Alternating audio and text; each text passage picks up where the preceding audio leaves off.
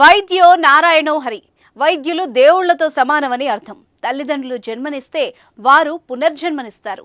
అది అక్షరాల నిజమని మరోసారి నిరూపించారు గుంటూరుకు చెందిన డాక్టర్స్. ఆ వివరాలేంటో ఇప్పుడు చూద్దాం. పశ్చిమ గోదావరి జిల్లా పెనుగొండ మండలం ఐలాపురం గ్రామానికి చెందిన పండు జనవరి 2వ తేదీన అపస్మారక స్థితిలో గుంటూరు ప్రభుత్వ ఆసుపత్రికి వచ్చాడు.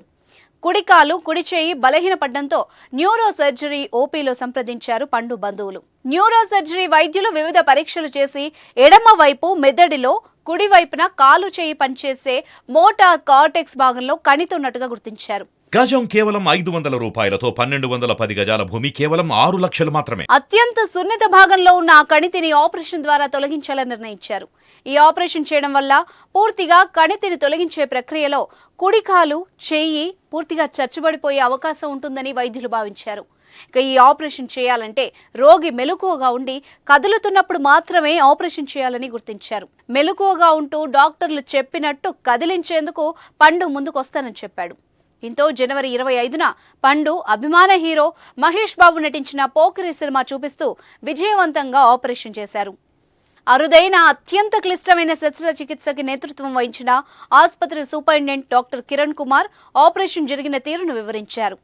రోగి మహేష్ బాబు అభిమాని కావడంతో పోకిరి సినిమా చూపిస్తూ అవేక్ బ్రెయిన్ సర్జరీ ద్వారా కణితిని తొలగించినట్టు చెప్పారు.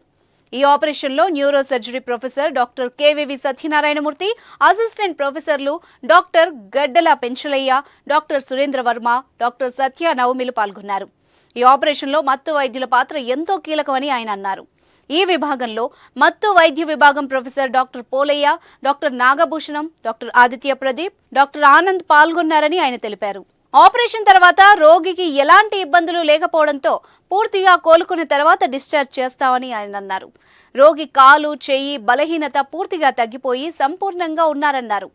అవేక్ సర్జరీ ఆపరేషన్ చేస్తుండగా పేషెంట్తో వైద్యులు మాట్లాడుతూ అవయవాలను రోగిని కదపమని చెబుతూ సాధారణమైన బ్రెయిన్ మ్యాటర్ దెబ్బతినకుండా ఆపరేషన్ చేయడానికి వీలైందని ఆయన తెలిపారు.